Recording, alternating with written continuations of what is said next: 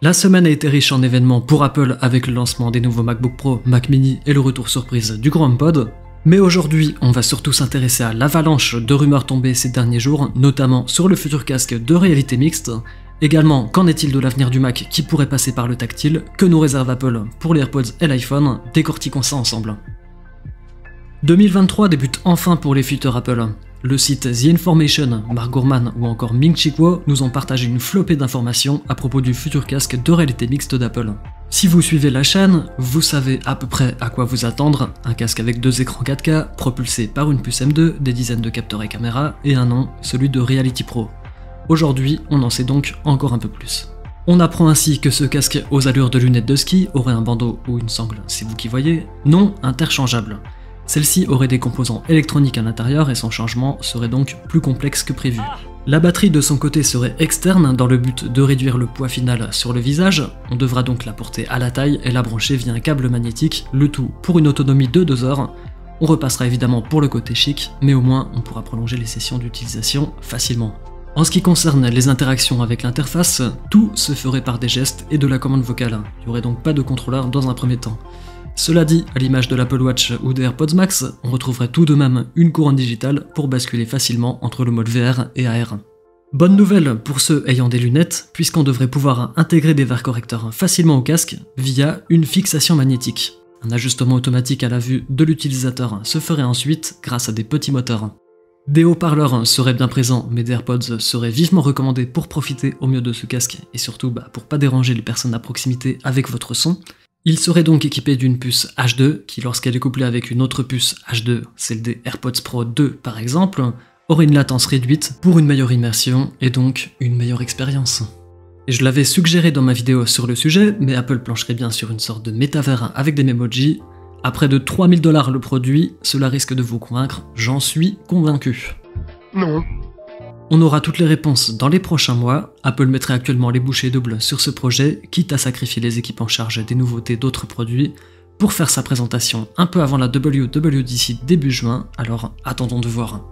Vous avez aussi dû sûrement entendre parler des lunettes de réalité augmentée, l'ultime accessoire pour vivre une expérience immersive non intrusive. Initialement prévu pour arriver 1 an après la sortie du casque, le projet serait désormais en retard, voire tout simplement mis en pause, pour permettre à Apple de travailler sur une version de son casque un peu moins chère. Ce ne sera donc pas avant 2026, dommage. Et puisqu'on parlait des AirPods, il faudrait s'attendre à voir toute la gamme évoluer pour intégrer la nouvelle puce H2. Ça faciliterait donc le choix pour ceux qui auront cet onéreux casque, désirant naturellement avoir une latence aussi faible que possible. Malheureusement, Apple oblige, on n'a pas vraiment de date pour le renouvellement de la gamme. L'AirPods Max étant désormais le plus vieux au catalogue et le plus vieux à ne pas avoir été mis à jour, ce serait donc désormais lui le prochain à y passer en toute logique. Le casque, c'est bien, mais il y a aussi le Mac dans la vie. Et ça tombe bien, car on a aussi pas mal de choses à dire à son sujet. Il ne faudrait pas s'attendre à d'énormes nouveautés cette année, puisqu'Apple met toutes ses équipes sur la finalisation du casque. En revanche, dans les prochaines années, ce ne serait pas la même limonade. On aurait tout de même quelques nouveautés en 2023, comme par exemple le Mac Pro, qui sortirait lui au printemps. Maintenant que le Mac Mini Intel a été éjecté du catalogue, le Mac Pro est réellement le dernier Mac Intel à encore être commercialisé par Apple. Il y a donc urgence. Et ça tombe bien car désormais on en sait un peu plus. Apple aurait par exemple réfléchi à un modèle plus compact, mais se serait ravisé pour garder le format tour qu'on connaît aujourd'hui. Pas de M2 extrême comme on aurait pu le penser, mais une simple M2 Ultra.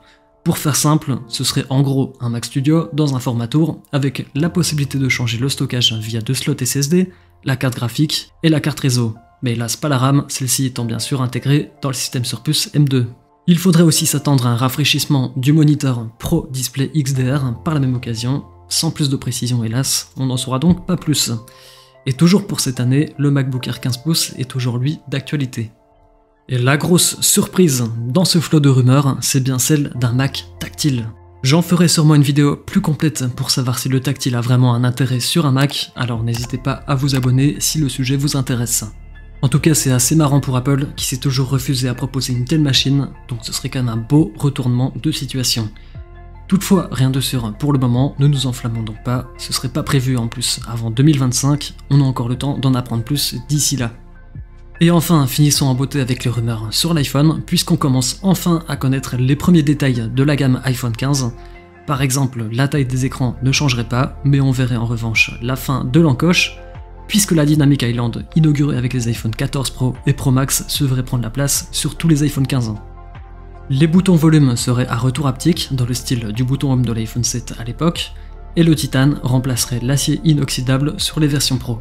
Évidemment, le Lightning tirerait bien sa révérence au profit de l'USB-C, et iOS 17 de son côté devrait avoir moins de nouveautés que prévu à cause de la mise en conformité du DMA, j'en ai fait une vidéo, et à cause, une fois de plus, de la finalisation du casque.